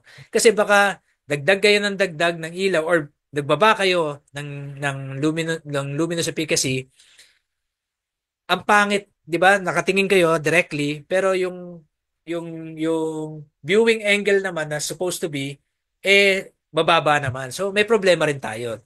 Tama ka, pag sinukat mo, okay yung illumination, pero yung viewing angle mo dahil sablay, mali rin yung tingin mo. So in the end, sasabihin sa inyo, dagdagan mo nga ilaw niyan. So nagdagdag ka na naman ng energy consumption. Okay? So, the same light source can create different levels of illuminance when placed in different fixtures. Kaya mahalaga ang fixture. Identical power consumption can yield various illumination results from insufficient or uneven illumination to optimal lighting or even overly bright spots in certain areas. So, ito, for example, may ilaw ka sa kalye. So, pwedeng identical yung power consumption mo because of luminous efficacy, minsan too high, minsan insufficient naman. So, kaya kailangan binabalanse natin yun. Okay? Consider also the useful light output. Ito yung kaninang binanggit ko, yung ingat sa retrofit. Represent the quality of light from a source that contributes effectively to the illumination of a specific area. Yan. Dito buwabagsak ngayon yung non-directional lamps and the useful unidirectional lamps. the omnidirectional and the unidirectional. So, kaya po may problema yung, 'di ba? Yung retrofit natin dahil 120 degrees lang ang light source ng LED usually, wala po sa likod 'yan, 'di ba? Kaya po 120 degrees lang, wala nang silbi yung reflector mo. Now, kung gagamitin mo naman 'to sa ito ang maganda application naman ito sa street lighting. Kasi before, ang ginagamit natin sa street lighting, non-directional lamps. Di ba? So ngayon, dahil LED na, sa baba na lang yung emission niya. Kasi sa street lighting, hindi naman natin kailangan paliwanagan yung ibabaw. Di ba? Yung mismong kalye lang. So kaya ang energy efficiency ng lighting pagdating sa street lamp application ay napakaganda ng yield. Okay? So efficiently directed light not only optimize energy usage but also improves the overall quality of illumination, reducing glare and unwanted shadows. So, yun din yung kagandahan pag unidirectional lang or 120 degrees yung scope niya. Okay? So, yan yung sa luminous efficacy. So, hindi pa natatapos diyan. Kanina sabi lang natin watts. Ngayon, napag-aralan natin luminous efficacy. Kailangan i-consider natin yung CRI. Ito, palagi natin nakikita to sa specification pero walang pumapansin. Okay? So, sorry. CRI is a measurement of how accurately a light source can reproduce colors compared to natural light. So, ito, hindi nagpapaliwanag. So, ginagawa niyang vibrant yung color. Ang scale nito, 0 to 100. Makikita niyo to, CRI 85, CRI 90. It's a requirement on precise color discrimination. It affects how objects appear under light. So, ano ba yung nangyayari pag mali ang CRI natin? So, minsan, pag mali ang CRI natin, sobrang baba na CRI natin, yung pula nagiging pink. At minsan nga, nagiging medyo orange pa yan o yellow pag sobrang baba talaga. So, saan natin pwedeng i-apply to? So, sa mga showroom, sa mga inspection, sa production line natin, 'di ba? Sa mga tindahan ng, for example, tindahan ka ng damit na iba-iba kulay, 'di ba? So, ito yung kailangan natin i-consider. So, fewer lumens with same brightness in terms of color perception. Ito, ang effect nito, fewer lumens with the same brightness in terms of color perception. So, bigyan ko kayo ng example. For example, lobby or showroom, meron kang artwork, di ba? So, sometimes, meron ako nabibisita na sangkatutak yung ilaw. Pero hindi nyo minsan napapansin na parang may mali, di ba? Pag tinignan yung artwork, hindi siya nakakawaw, di ba? Kasi ginawa doon, nilagyan ng ilaw para mag-pop up. Pero ang problema pala, CRI lang.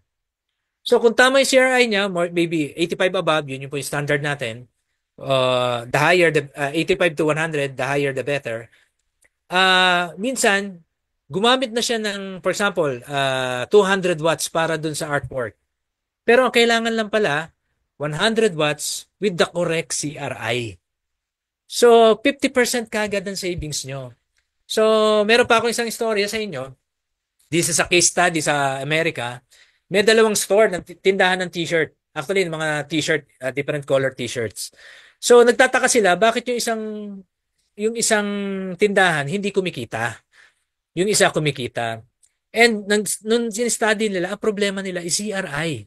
Kasi nga, dahil mababa yung CRI na ginamit nila, kasi ginawa nilang warm, sabi nila, kasi nga, di ba? Iba yung CCT, yung warmness at saka yung coolness.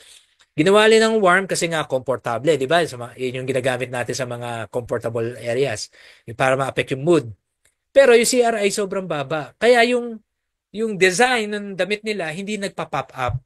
Kaya ang baba ng turnout ng sales nila. Ngayon, nung binago nila yung design, tinaasa nila yung CRI, kinorek nila yung lighting, bumaba yung consumption nila, tumaas pa yung sales nila. So, CRI is is very important consideration when you are dealing with energy efficiency activities. Okay. Next, makikita rin natin sa specification is the CCT, Correlated Color Temperature. It defines the perceived color appearance of light emitted by the source. So, malaki kaiba nito sa CRI. It is measured in Kelvin. Ito yung K na nakikita natin. Pwede siyang warm, pwede siyang cool. It affects the mood of the room. So, wala na pong ibang purpose to kundi maapektuhan yung mood ng room. So, ito po yung sample. Pag warm kayo, nagiging medyo yellow, dapat to, ito yung mga intimate, personal, na calming, di ba? So, for example, living room, family rooms, hospitality, na kailangan yung makalma. So, pag daylight, ito yung commercial industrial institution, di ba, garage, kailangan ng daylight, kailangan maging alert, kailangan maging vibrant, di ba, precise, clean, and efficient. Kaya po, pag kayo po magde-design, especially mga classroom, seminar room, conference room, huwag niyo po lalagyan ng warm lights. Kasi po, aantukin ang mga participants.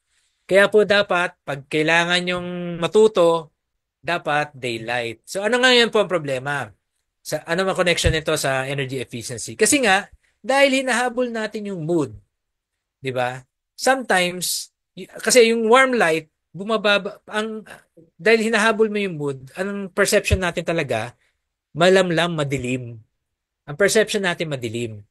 Kaya ngayon, merong requirement minsan, nire-require, pagpasok, ayaw ng mood na madilim. Ginagawa, warm light pa rin, dinadagdagan ng todo, nag-a-add ng lighting fixture, nag-a-add ng lamps, tumataas ang energy consumption, lumiwanag siya, pero warm pa rin. Di ba? So, babalansehin natin. So, dapat alam natin to, yung connection ng CCT sa ating design. And it has no correlation with CRI. The color, perceived color, ang pinag-usapan dito, wala siyang connection sa CRI, which nilalabas naman niya yung color ng object. Okay? So, that's for fixture and luminaire selection. Another consideration is the lighting power density. Lighting power density, napakasimple. Ito lang yung watts per square meter. LPD, pag kinakalculate nyo to, it will encourage the use of energy efficient system. Kasi dito nyo masusukat kung yung total design nyo ba is efficient. Diba? Kukunin nyo yung area ng dinesign nyo, divide nyo sa total wattage pala, rather, ng lahat ng lighting fixture nyo, divide nyo sa square meter. Dito nyo makikita yon. So, it reduces the light load of the building and the surrounding. Sa ating guidelines, makikita nyo po itong table na to, maximum LPD. For example, office, kailangan, pag dinivide nyo yung power sa square meter, 6.9 or lower. Ito po yung requirement. And nandito rin po lahat ng building area type. However, pag outdoor po, may base allowance yan, 200 watts. So, 200 watts, i-add nyo po yung product ng square meter times the load factor. Ito mga 1.1, 0.4 for landscape, entry doors 4.6. Ibig sabihin, pag LPD po ng exterior will not be less than 200 watts kasi i-add nyo yung base allowance dito. So, dito natin susukatin yung LPD. Now, itong LPD ay ire-require na. Di ba sabi kanina, i-require na ng LGU sa building permitting issuance. Ito, ang LPD calculation, isa to sa mga ire-require sa design pag kayo ay nagpasa ng plano, pag kayo ay kukuha ng building permits. Okay? Yan po yung requirement for lighting power density. Another consideration is control. Ito po yung nanedegdect ng lahat. Pag sinabing lighting control sa energy efficiency, it should be automatically turn off or dim when not necessary. Automatic po. So, hindi po kasama dito yung manual switching. It reduces the possibility for lights to be left on when the room is unoccupied. Ito na naman yung purpose nun, para hindi masayang. It should take advantage the natural lighting and should be practicably located. So, practicably, dapat, for example, pumunta akong Japan, nag-CR ako. Pagpasok ko ng cubicle, merong occupancy sensor, mali yung sensor na ginamit. Mamaya explain ko. Nasa loob ako ng cubicle, biglang nag-total darkness. So ito yung ibig sabihin ng practicably located. And meron tatlong types, timer controls, occupancy controls, and daylight controls. Timer controls, pwedeng time delay or actual timer control. Sa time delay, manually switch on and then automatically switch off after a set time. And it could be adjusted. Merong mechanical pa rin, less than 30 minutes, and electronic programmable. Pero I doubt kung makabili ka pa ng mechanical. And most appropriate for short periods of time. Yung actual timer naman is built-in clock function. Ito na yung mga from 2 p.m. to 4 p.m. Dito siya nakasara. And for night light controls and decorative. Ito yung magandang gamitin ngayon sa mga Christmas decoration. 'Di ba? I-on mo automatic ng alas 6 ng gabi, mag-off siya alas 10 ng gabi para for energy savings. Should always be fitted with manual override. So, pwede nyong ipatayin at bukas manually. Okay? Occupancy controls, switch lights on and off depends on movements or presence. And for areas in frequent use by staff and public, merong 4 na type. The high frequency ultrasonic sensor, the passive infrared sensors, the PIR na pinakasikat, microphonic sensors, and dual technology sensors. Isa-isayin natin. Yung high frequency ultrasonic sensors, nag-i-emit siya ng high frequency signal using Doppler effect. So parang sa submarine. So pagbangga niya, pagbalik, doon niya nakikita. Ini-interpret niya yung frequency change as motion in the space and can work around obstruction. So ito maganda pag may mga cubicles, katulad kanina sa mga CR and offices, and not very reliable because it is triggered by any movement. Kahit pusa, kahit ibon, pwede itong mag-trigger. PIR naman, it detects human body temperature. Ito palagi natin ginagamit. Detects temperature differences do sa area and do not always works well in very hot climates. Ito ngayon ang problema, nasa Pilipinas tayo. Actually, meron ako isang client dati, sabi niya, nagkakaproblema raw siya do sa sensor. Sa PIR niya, sa ilaw niya. Kasi ba naman, nilagay niya yung PIR sensor niya, yung occupancy sensor niya, sa warehouse na sobrang init. So imagine yung warehouse niya, halos nagta 35 degrees. Ang tao, 37 degrees. Di ba? So kung 35 degrees yun, umaangat din yun, almost nag-i-equal na. So hindi na na-detect yung difference. So usually, ang PIR, nilalagay yan sa mga air-conditioned room. And it requires a direct line of sight. So kung nakatago ka, pwedeng mamatay, katulad nung nangyari sa CR. Microphonic sensors utilizes microphone. It can learn to ignore background noise and do not rely on line of sight and useful for obstruction. Ito maganda rin to pag may mga cubicles, katulad itong nasa sample. Dual technology sensors, ito yung combination na ng mga technologies. It reduces the chance of pulse off and pulse on. Due to limitations, many controls use a combination of the 3 technologies, hindi lang dual. Okay? So, bigyan ko kayo ng sample. Kung nakikita nyo, kung malaki yung screen nyo. So, pag sinabing occupancy sensor design, ganito po yon. Pag no-occupant, lights off. Pagpasok mo, di ba, automatic nga siya. So, occupant enters, lights on. So, occupant exit, magta-timing mo yan. So, saka siya mag-off.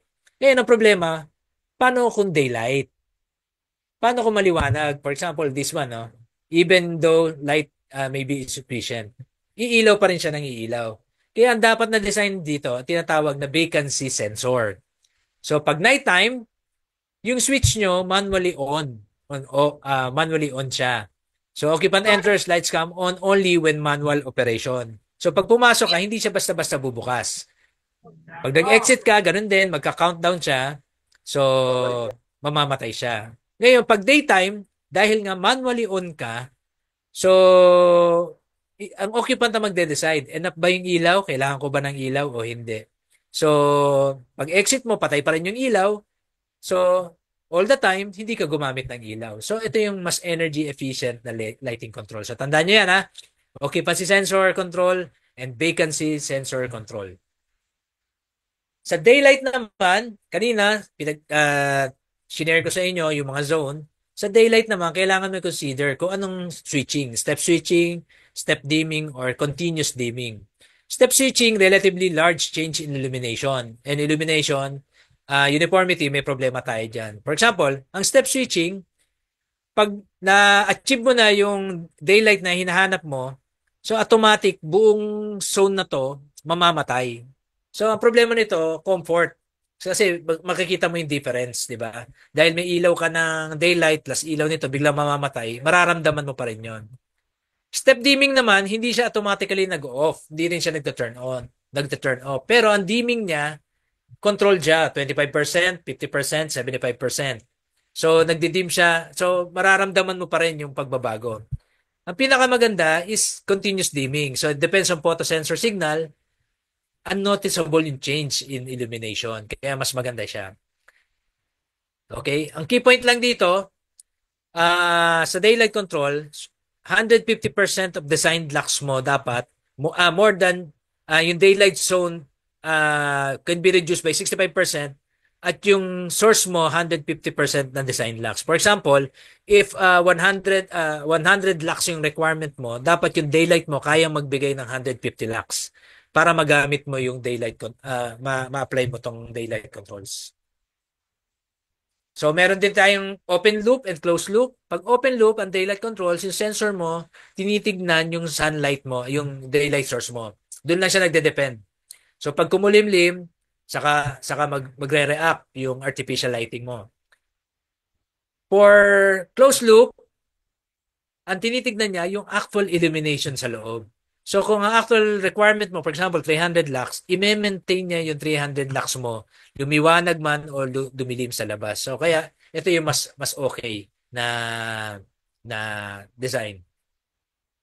Now, ito last na, smart lighting. Sabi nila, the most important innovation in lighting since the invention of the light bulb. Controllable remotely using wireless connection or smartphone. Set timers and schedules, controllable by voice command. Pwede mo rin gamitin sa security and safety. Pwede rin control ng switch, light bulb, or any plug or outlet.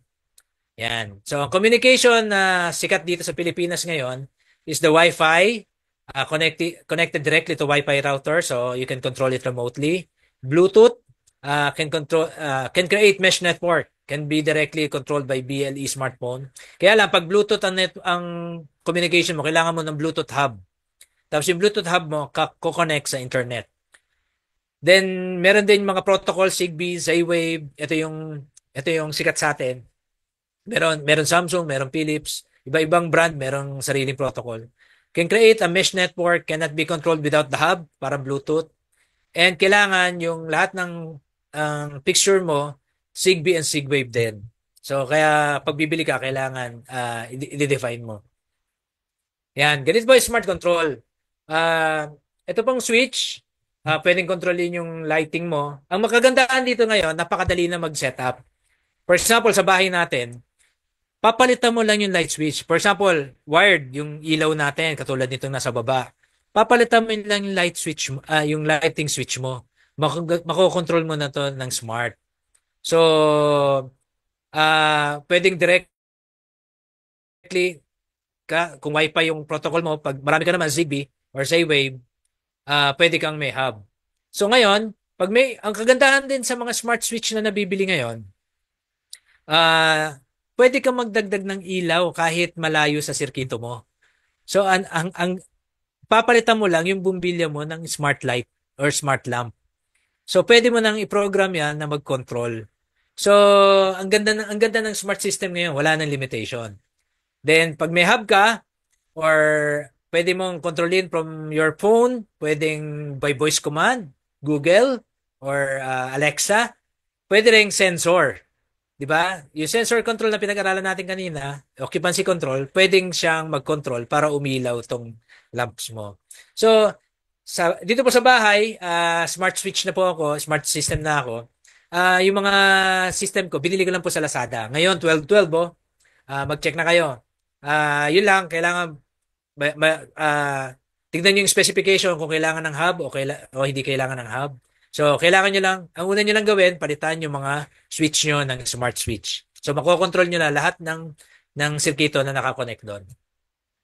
Communication, pwede rin yung IFTTT, if this and then that, ginagamit ko na ngayon to. For example, parating ako sa bahay, pag lumapit na ako sa bahay, bubukas na yung ilaw. So, pwede nyo kontrolin something like that. Smart lighting works not only, smart lighting system works not only to lighting system. You can expand to control other devices. For example, yung mga blinds nyo, TV nyo, na infrared o yung may remote control, bibili lang kayo ng IR interface or hub. Pwede nyo na makontrol. Ako, kinokontrol ko yung TV ko, yung aircon ko, using this IR. So, kanina sabi ko, magagamit natin smart system for security. Pag wala ako sa bahay, sometimes paggabi, binubuksan ko yung TV ko para kunwari may tao sa bahay.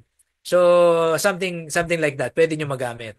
And pag malapit na ako, for example, 15 minutes away ako, pwede ko nang start yung aircon ko using this IR. Kung walang capability, meron tinatawag na finger bots or switch bot. So, mechanical to, gumagalaw yung lever niyan para mag-turn on and turn off yung mga button nyo. Ididikit nyo yan sa appliances nyo. And meron ding smart plug. So, kung ibang appliances nyo, magbibili lang kayo ng smart plug, isaksak nyo dito. So, ito nga yung plug ang kukontrolin nyo for turning on, and turning off. So, yun po. And I hope marami kayong natutunan again ngayon for energy efficiency. Hindi lang po sa company nyo, magagamit nyo rin po itong mga considerations for lighting energy efficiency on lighting system sa inyong mga bahay. Maraming salamat po.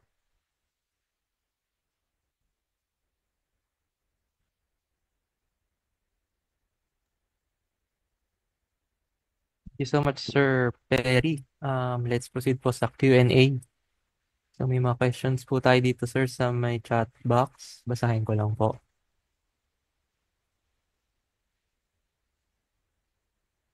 Kanina, sir, may mga question na po eh. Ito po.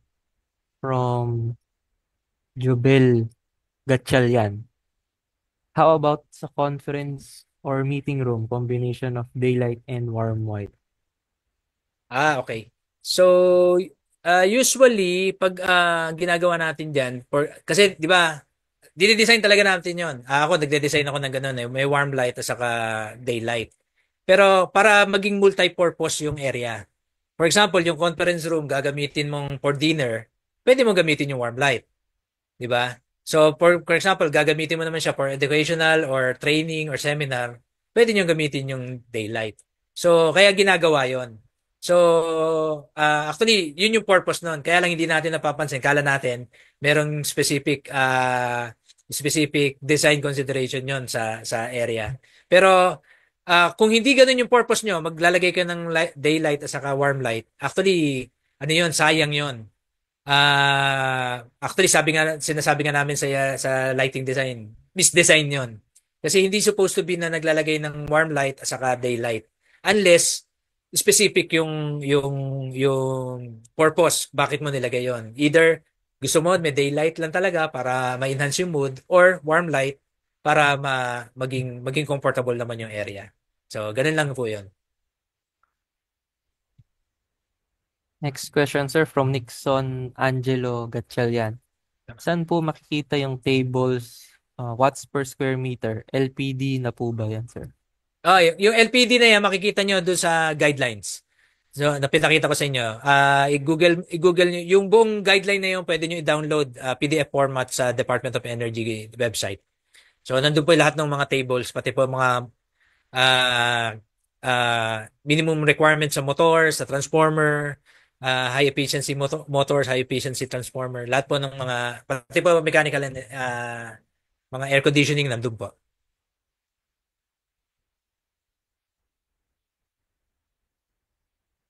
So, yung presentation, bibigay ko po sa NLC.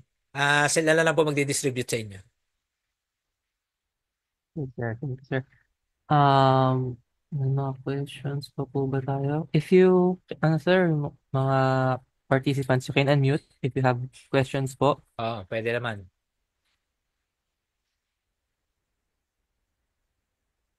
Medyo iba natin yung tanong dito, sir. From Albert Velasco.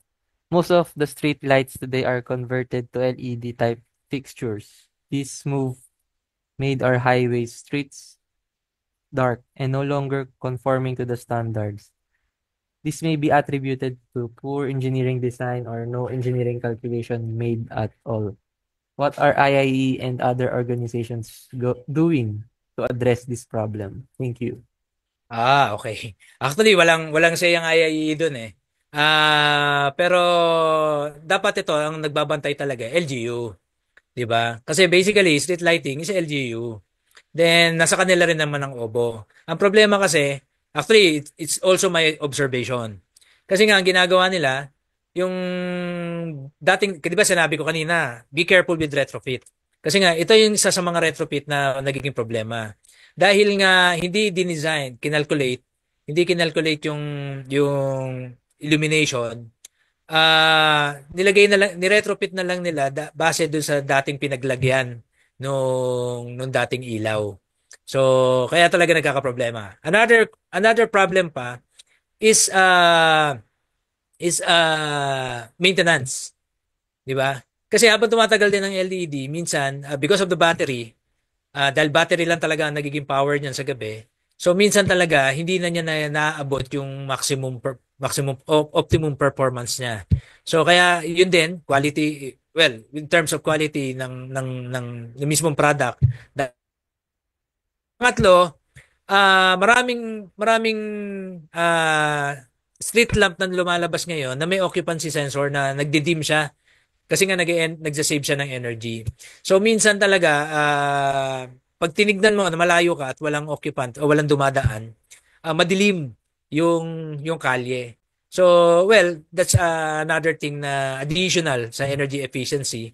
Pero minsan yun yung nagiging problema.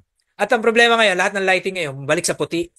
'Di ba? Dati naka-yellow ang mga street lamp natin. Alam niyo ba kung bakit yellow? Para sa kulisap. Galit ang kulisap sa yellow. Kaya ngayon, mas marami ang gamo-gamo. Yun lang po yung observation natin ngayon. So, thank you.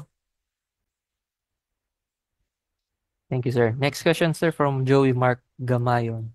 Tama ba, sir? Bali kung gagamit na ng smart switch, yung wire sa load side ng breaker, didiretso na ng smart lights. Kasi kung conventional, dadaan pa ng switch yung wire. Yeah. Actually, ang papalitan mo lang mismo yung switch. Wala ka ng problema kahit saan sirkito pa yan. For example, 3 gang ka, 3 sirkito ka, 3 breaker. Walang pakialam yon. Basta, sorry. Kailangan kasi nasa isang line source ka lang pala. Isang line source ka lang. So, kung isang line source ka lang, isang breaker, isang circuit, branch circuit na pinanggalingan, so papalitan mo lang mismo yung switch mo. Kasi yung switch na yon is the same as the manual switch. Ang kaibahan lang niya, pwede mo siyang kontrolin remotely. Yun lang yung kaibahan nun. Kaya yung wiring mo, kung ano yung wiring mo sa manual switch, ganun din yung wiring. Ito pala yung pag-iingatan nyo. Sorry. Marami kasi lumalabas ganito. Ang dami nagkakaproblema rito. Pag order nila, hindi nila kasi may lumalabas na line to neutral. So titignan nyo yon. Kailangan ang bibilin yung switch is line to line or no neutral nakalagay. Kasi maraming bibili naman na neutral. So tapos pumuputok lang. So hindi na nila masoli kasi pumutok na. So kailangan line to line. So yun, papalitan nyo lang yung switch nyo mismo. Next question, sir. From John Kenneth Recreo. Good afternoon po. May I ask po, most of the time, bakit po kay architect mostly manggagaling ang RCP for lighting design? Dapat po ba si electrical lagi ang magde-design or should suggest for review or redesign from electrical engineer? Yeah. Actually, ito meron akong katatapos lang na project, nakaaway ko arkitekto kasi pinapakialaman yung lighting design. So, tama ka diyan. Pero by law, 'di ba? Ang lighting design should be designed by electrical engineer. So, dapat mapaintindi natin sa kanila 'yon. So, ngayon, yung specification, ano yung gusto niya, anong fixture, downlight, recessed, pendant light, yun dapat yung sa kanya. So, ang ginagawa ko diyan, actually siguro may mga 5 times na ako nagkaroon ng conflict with with architectural design. So, ang ginagawa ko diyan, kukunin ko yung design niya, i-recalculate ko. Tapos ibabalik ko sa kanya. Hindi pwede yan, masyado mababa illumination. So, kasi hindi naman nagko-calculate ng illumination ng arkitekto. Nilalagay nila kung saan yung pupwesto. So, kaya it's your responsibility kung nasa design space kayo na i-calculate at i-redesign yung binigay ng arkitekto. But basically, chances are 99.9% hindi nag-calculate ng illumination yon. Kaya sasablay yon, definitely. Okay, sir. Next Next. question, sir, from BP Marvic. Updated pa ba, sir, yung IIE manual for LED complaint lighting system design handbook? LED lead? Yes, sir. Ay, sorry hindi ako familiar doon, hindi ko masyadong ginagamit yun. Sige, sir. Next question tayo, sir, from Jenzil Turla. Tanong ko lang po sa design guideline ng owner, ang required lux levels sa bedrooms, 200 to 300. Hindi po ba sobrang liwanag at madaming ilaw gagamitin? Actually, 200 is very low. Mababa na yung 200. So, kaya nga ang diskarte nyo na lang dun, switching. So, para meron kayong way of control kung gusto niyo ibaba. Control lang gagamitin nyo. Pero basically 200 to 300 talaga ang bedroom. Kasi double purpose na ng bedroom. Unang-una, of course for comfort pag matutulog ka. And also, meron ka rin ginagawa sa bedroom, di ba? For example, nagme-makeup, kailangan mo ng illumination na maliwanag doon. Mag-aayos ng gamit, kailangan illumination mo ano. So double purpose ang mga bedroom pag dinidesign. So switching ang sagot doon.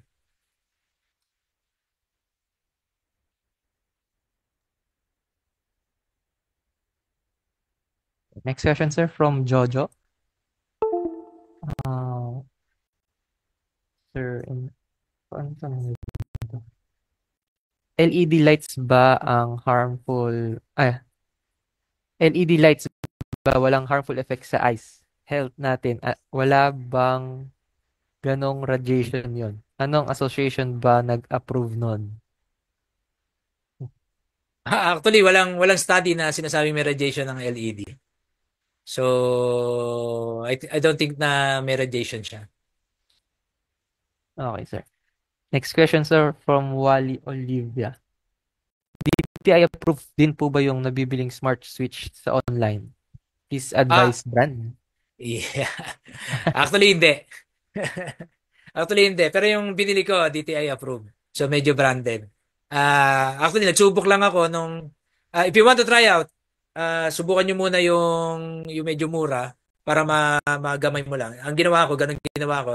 Tapos bumili ako ng branded para, of course, safety. Baka masunog eh. So, maraming hindi DTI approved. Okay, sir. Next question, sir, from Raza Larry. Sir, paano po sa cold storage room? Anong light po ba? System po. Definitely sa cold storage room, hindi applicable ang natural lighting. So, kailangan talaga yung fully insulated yung envelope mo. So, hindi siya mag-a-apply sa cold storage. Thank you. Okay, sir. Next question, sir, from Vincent Pierre. Sir, with regards to LED lights, saan po i-dispose kung na-reach na niya ang lifespan niya? May guidelines po ba doon? Wala pang guidelines. Isa yan sa mga, actually, yan din yung problema namin sa solar panel. Paano i-dispose? But basically, wala pang guidelines. Parang, ang consideration niya kasi parang nagtatapong rin ng electronic board pag LED lamp. So, yun yung pag may nagtatanong for disposal, yun yung sinasabi, lalo na sa mga malalaking company, mga industrial company. So, iti-treat siyang circuit board pag sa disposal. Next question, sir, from John Kenneth Recreo. What is the recommended type of lighting fixtures that is near at sea level with high corrosive environments? Oo, mahirap. Actually, marine, di ba, meron ginagamit ng mga marine type. Usually, ganun. I'm not sure. Pero basically, pag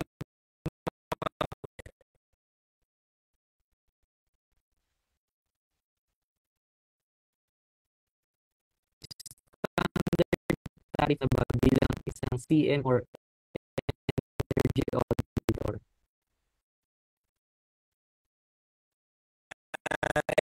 I think hindi magagawa yun eh. Depende pa rin dun sa nag-hire na designated establishment. Pero walang tariff for now.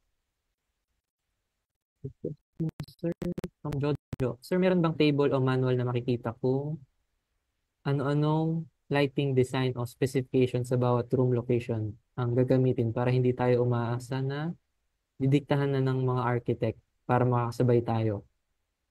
Yes, ang ginagamit natin yung IES Handbook. Illumination Engineer Society Handbook. So, meron nabibili sa National Bookstore niyan, meron din sa online. So, yun yung pinagbabasihan natin, IES Handbook. But for energy efficiency, eto, nasa guidelines natin. May makukuha doon. At naka-refer din yon sa IES. So, yung nasa guidelines natin. And again, our arkitekto, hindi nagkakalculate yun. So, never na mag-calculate ng illumination yun. Hindi nila pinag-aralan sa college yun.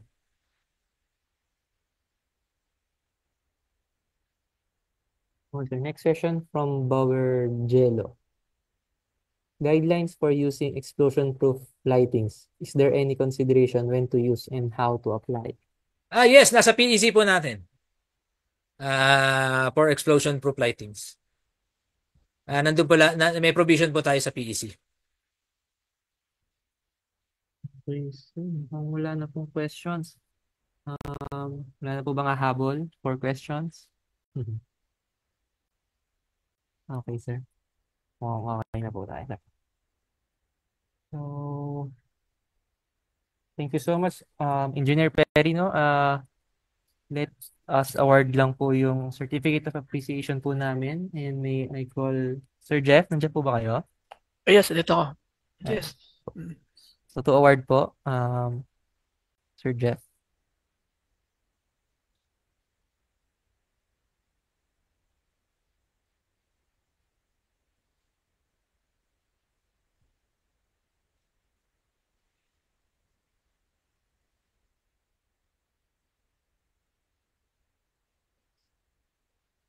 Okay na po, Sir Jeff. Okay. Institute of Integrated Electrical Engineers of the Philippines, Northern Laguna Chapter, City of Santa Rosa, City of Binyan, City of San Pedro, IIE Best Chapter Hall of Famer.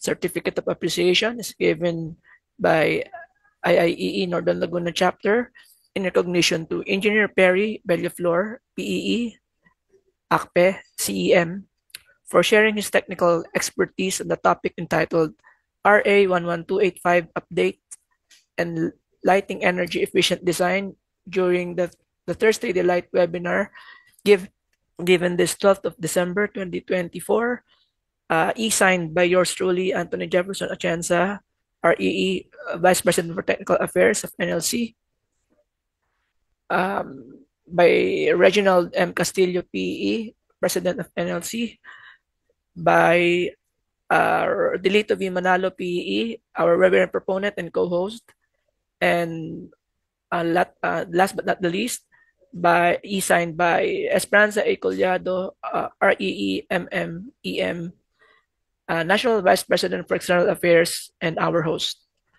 Engineer Perry, thank you very much sa pagpapaunlak sa amin, sir. Yes, anytime. Hindi ako humihindi sa NLC. So, thank you very much for listening. I hope magamit nyo to sa pagbalik nyo sa mga kanya-kanya nyong industry. Thank you very much. Thank you, Prosper. Thank you, Engineer Dan. Thank you. Thank you so much, Engineer Perry. May pahabol na question dito, sir. May company po ba na nagtitrain ng energy manager or energy auditor? Yung mura-mura.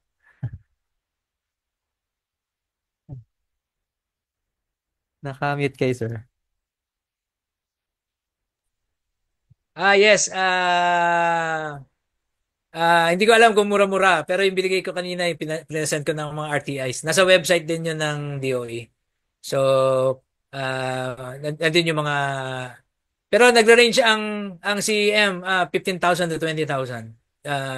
Sa kapag gastos nyo sa designated sa presidente nyo, sa may-ari ng kumpanya. Kasi sila may kailangan nito, hindi kayo. Sir Perry, may tanong lang. Yes, please. Go ahead. Mayroon kasing kopya nung Ayan. yung Republic Act 11285. Aha. Mayroon bang bago ito? No. Hindi nababago po yan. Apa. Hindi, sabihin yung mga sinabi mong May mga... revision ba yun o IRR? Hindi po. Mga parang department circular lang po yun. Yung, Saan makita yun doon sa sa website po ng DOE. website din? makikita. Sige, thank you. Apo. Okay, sir. Thank you so much, Engineer Perry. Until next time po ulit na ma-invite po namin kayo dito sa Thursday Delight webinar. Oh, sure. Thank you po. To all participants, thank you so much. Thank you po sa mga nag-register. Ilan ba? 110? Po, medyo Tama. madami po. And this is our last webinar for the year po. See you all next year. Yeah, Merry Christmas! Ito na bang last For Christmas. Yes, last stop for this year, Sir for Don. this year? Yes, po. yes. Sige. Sige po. Merry Christmas na lang pala. Bye-bye po. Yes, Merry Christmas po. Bye-bye. Thank you very Happy New much. Year. Thank you po. Thank you. Thank you po.